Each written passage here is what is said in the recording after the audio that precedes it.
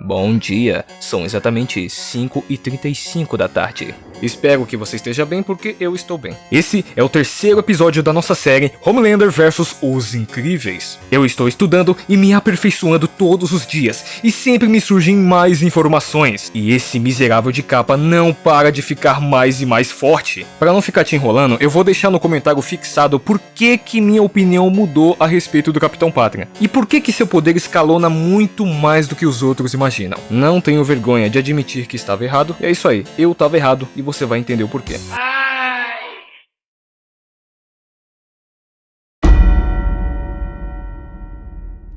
Os Omnidroids nada mais são do que máquinas avançadas criadas pelo vilão megalomaníaco Síndrome, vulgo Bochecha.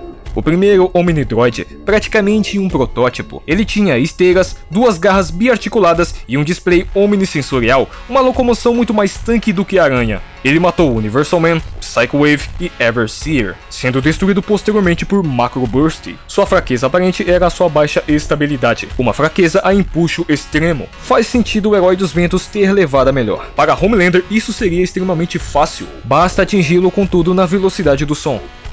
A segunda versão do Omnidroid já ganha uma postura bípede, sugerindo uma agilidade superior. Ele matou Macroburst, Island e Blaze Stone. Não se sabe quem o destruiu, mas aqui dá pra ver que ele tem uma melhor mobilidade, podendo caçar muito melhor que antes. Aqui não dá, Homelander vence muito fácil, atingindo ele Mach 1, visão de calor, nossa, tem muitas opções. Vendo que suas armas e sua IA é bem básica ainda.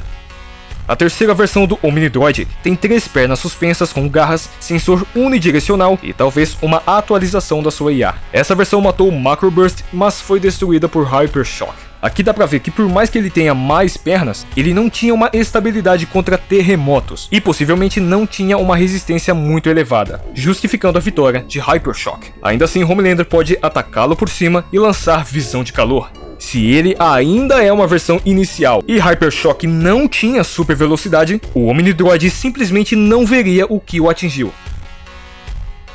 A quarta versão do Omnidroid já dispõe de pernas melhores que distribuem melhor o seu peso, o deixando muito mais estável. Por conta disso, os terremotos de Hypershock não conseguiam mais desestabilizá-lo, assim estando mais preparado e o vencendo. Essa versão matou muitos heróis até a chegada de Geyser Beam. Apesar de tudo, ele não tem sensores nas suas laterais, sendo o seu ponto cego. Possivelmente sendo assim que Geyser Beam o venceu. Só uma coisa aqui rapidinho, rapaziada. Aquela coisa de que os heróis foram todos pegos de surpresa e estavam fora do seu auge e é por isso que foram derrotados? Mentira, isso não é verdade. Não existe nenhum material oficial de Os Incríveis que isso aconteceu. Não diz que os heróis foram pegos de surpresa e estavam fora do seu auge, é mentira. O que fala oficialmente e canonicamente é que o Síndrome construía esses robôs e eles se adaptavam aos heróis, assim se aperfeiçoando a cada atualização. Toma cuidado com o que você ouve aí, viu? Porque tudo isso é só para aumentar o poder dos heróis, torná-los mais fortes do que realmente são. Mas enfim, se ele foi derrotado pelo Geyser Beam, que também não tem super velocidade, ainda assim Homelander vence com conforto, não tem o que fazer, gente. A quinta versão do Omnidroid já ganha 4 pernas com garras, corpo mais baixo e longo e um sensor muito melhor. Tendo uma melhora na sua agilidade e sensor, a estratégia do Geyser Beam já se tornou inútil, além da sua blindagem que melhorou muito, mas não o suficiente. Gamma Jack foi aquele que o destruiu. Mas dando uma olhada nas suas estatísticas, vemos aqui que Gamma Jack não tem uma velocidade elevada. Olha que curioso. Ao que tudo indica, esse Omnidroid se adaptou exclusivamente a Geyser Beam, que é outro que não tinha super velocidade. Se Geyser Beam não tinha super velocidade, por que ele vai aumentar a sua velocidade? O foco foi corrigir a alimentação dos sensores, o tempo de resposta e um reforço na sua blindagem. Logo, é seguro dizer que o Homelander amassa o Omnidroid número 5 sem problemas. O número 6 já recebe garras omni-articuladas, um único cluster sensorial e a forma esférica que foi padronizada. Gamma Jack não tancou e foi de Vasco. A sua forma esférica lhe confere mais ricochete a certos golpes e menos pontos cegos, e um preparo aos poderes do Gamma Jack. Como o Gamma Jack não tinha super velocidade, mas sim um poder destrutivo alto, o foco não foi velocidade, mas sim resistência e mobilidade. Para enfrentar um oponente sem super velocidade, o foco foi esse: aguentar os ataques, ter um contra-ataque melhor e uma resposta de reação mais eficiente. Em velocidade, Homelander ainda é muito superior, atingindo o Omnidroid com uma velocidade acima do som, com uma força equivalente para erguer pontes somente para fazer uma publicidade, sugerindo não muita dificuldade para fazer isso. Isso não o destruiria completamente, mas certamente o danificaria, porque o dano é focado, não é distribuído ou em área. Homelander tem vantagem e ainda tá suave.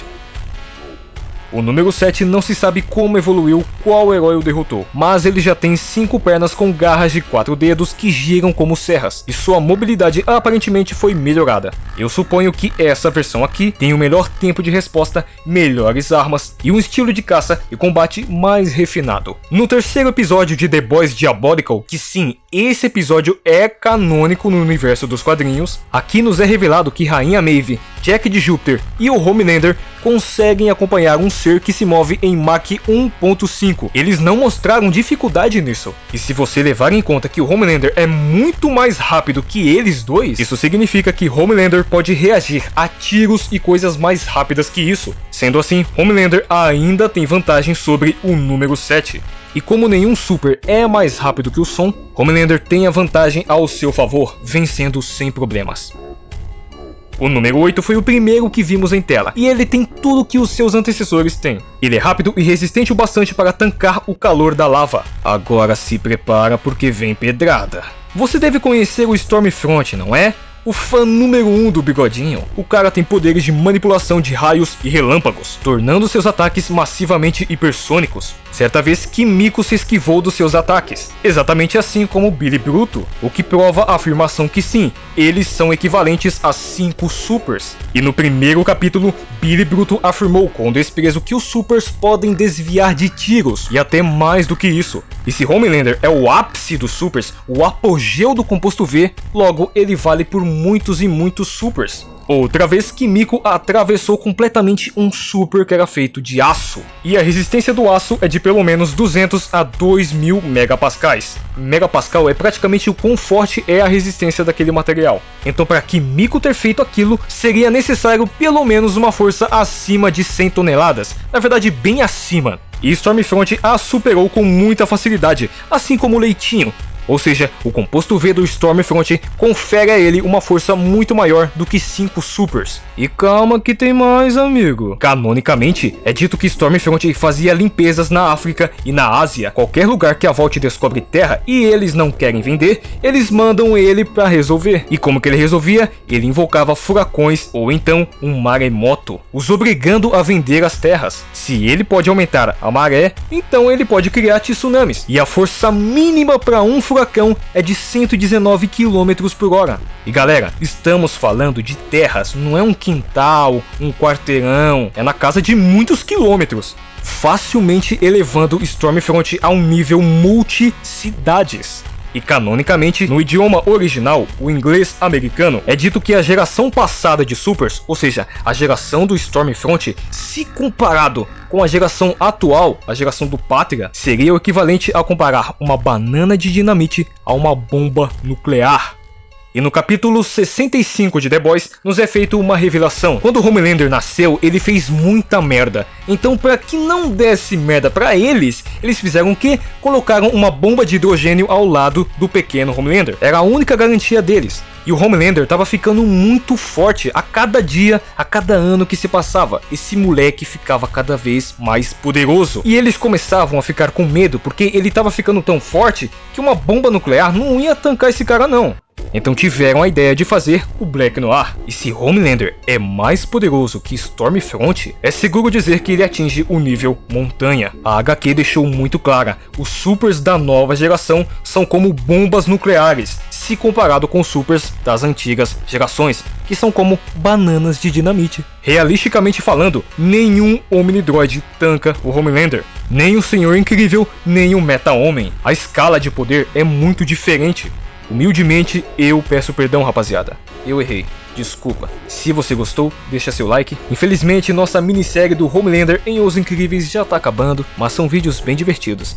Mas é isso aí, eu vou ficando por aqui e possivelmente esse vídeo vai gerar muito hate, vai gerar... Nossa, muita gente deve me odiar agora. Mas enfim, vou ficando por aqui, até a próxima.